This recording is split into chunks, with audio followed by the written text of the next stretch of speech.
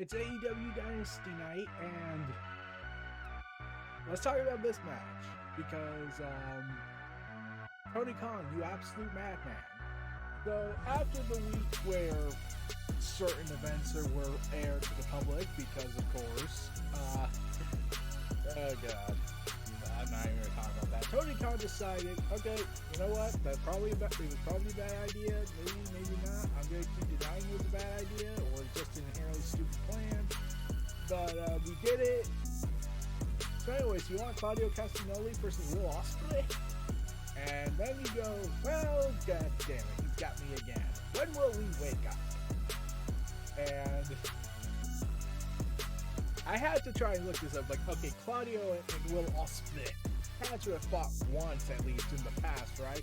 No, this is their first encounter. I had to look on Cage Match just for verification on this, because I was like, there's no way these two never fought each other during the pre-WWE day of Cesaro, and nope.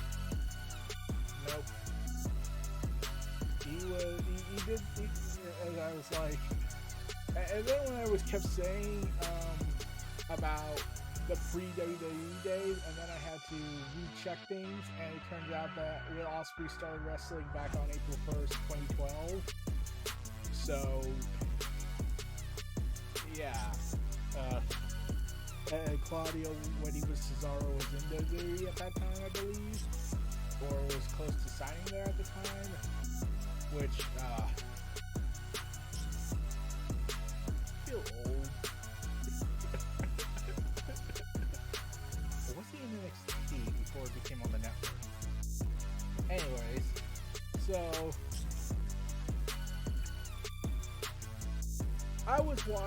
I came home hoping the match hadn't aired just yet so I could watch it. Watched it, and I was just thinking to myself, this match is very polished for a first time ever between these two. Like, they had to have had a week of training just to get this match right, and they got it right. Like, holy crap. It's Will Ospreay, so I expected nothing less. It's Claudio Castagnoli, so I expected nothing less. Like, if they did mesh up, I would have been horrified to be like, oh god, these two don't mesh. This would be a travesty.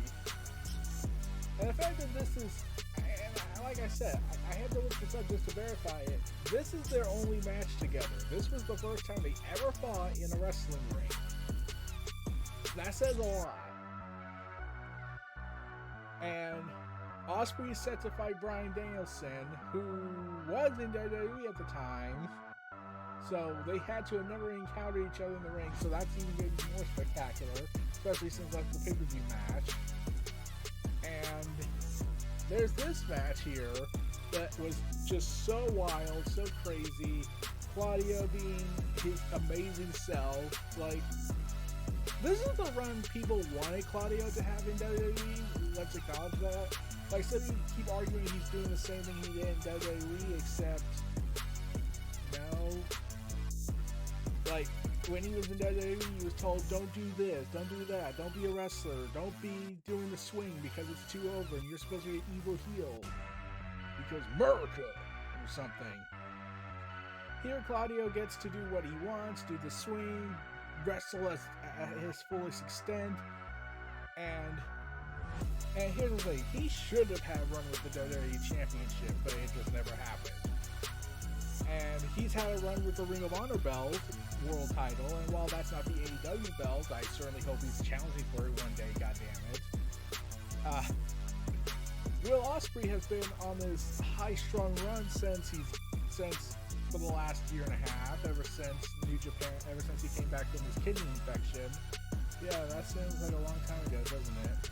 And he's been just doing banger after banger after banger after banger. Even getting a good match with Chris Jericho at All In. Hooray! Dark Horse match of the night. But to see these two come together, just tearing the house down, and I'm just talking about the match. Like, I'm not even talking about the storyline that they're having currently. Claudio is doing this whole, like, the Don Callis family seems to be on a collision course with with the Blackpool Combat Club. Oh, if only Sir William Regal was here, he would have been great. Interacting with Don Callis, it would have been so spectacular. But that's never going to happen now. And it seems Will Ospreay is becoming more and more disillusioned by the dark cruelty of the Don Callis family, which seems to be like, I want to fight Bryan on my own terms, on my own level, one-on-one, no help. And the Don Callis family, of course, is heels. Ospreay's the face, so he's kind of being this reluctant heel guy, trying to, like, okay, yeah. And now we're seeing the totality of it all coming to head when the Don Callis family come out and attack, and Ospreay's just, like, confused, like, what? And then Jon Moxley, who is the IWGP World Heavyweight Champion, because that's just the nature of the industry at this point with AEW collaboration.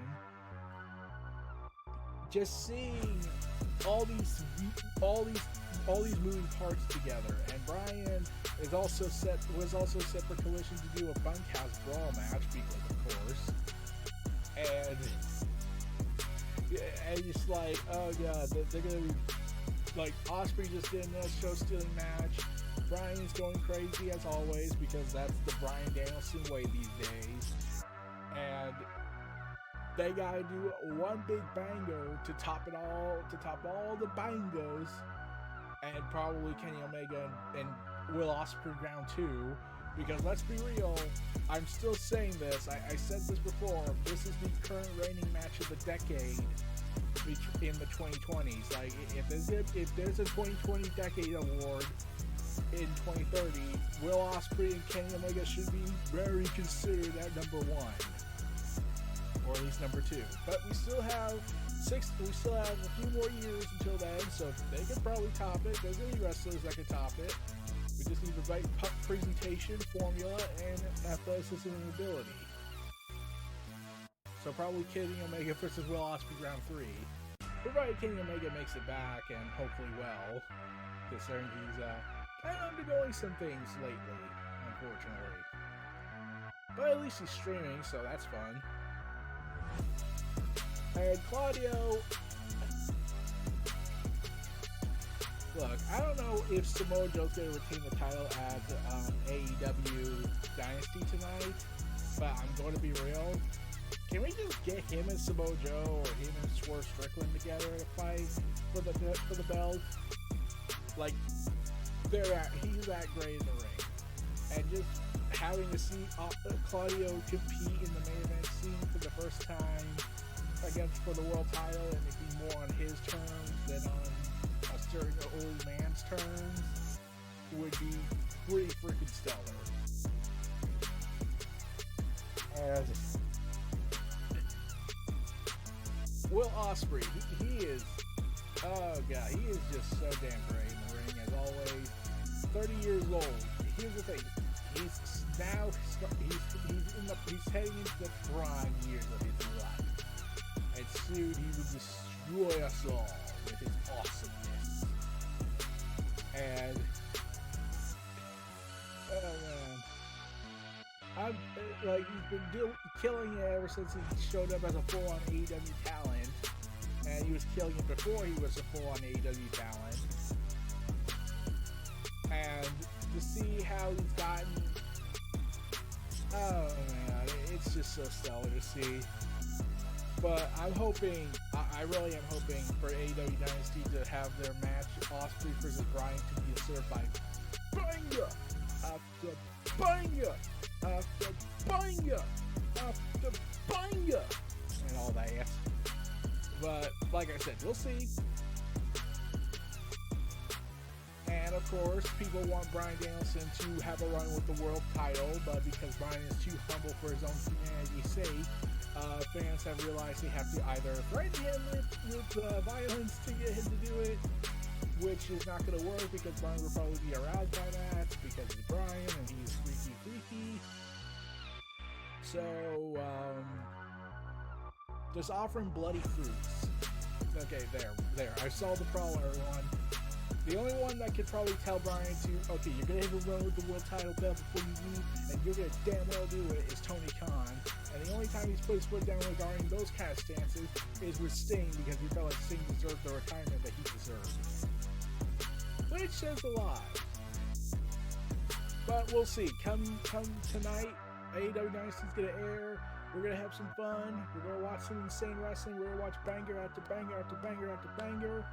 And by God, here's the thing. I've heard the build has been, I don't know. Like, all I know is that the tape happened, and I saw that, and I wanted to cry, because it's like, oh fuck. This was, like, it's not WCW 2000 stupid, like everyone was trying to say. It's just stupid. Entirely so. But besides that, the build I've heard was not as good as it could have been.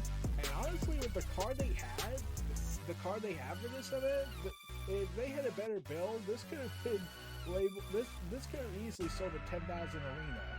Right now, they're closing it at nearly 7,000 tickets sold, which will be a full capacity for the show, considering that that's the layout they have. So it's almost sold out. But I would have considered going if I was living in that area, but because wrestling seems to hate where I'm at, understandably so, because this is the world where, this is the area, I'm near the place where you will never find a more wretched hive of scum and villainy. And the wrestlers must be cautious. Except Oklahoma, they'll probably never go back there anytime soon. Stand with Nyla Rose and all that. But we'll see. I'm excited for Dynasty tonight. I'm looking forward to the card. I'm looking forward to Ospreay versus Bryan. Claudio, you are a phenomenal talent. Ospreay, you are a phenomenal talent. You had a hell of a match. Let's get this party started. So, this was your host, Eric Brown of NRE, the Reality Entertainment, NRE The Wrestleverse. Feel free to like, comment, subscribe, check out my content, description below to see more. I'll see you again next time.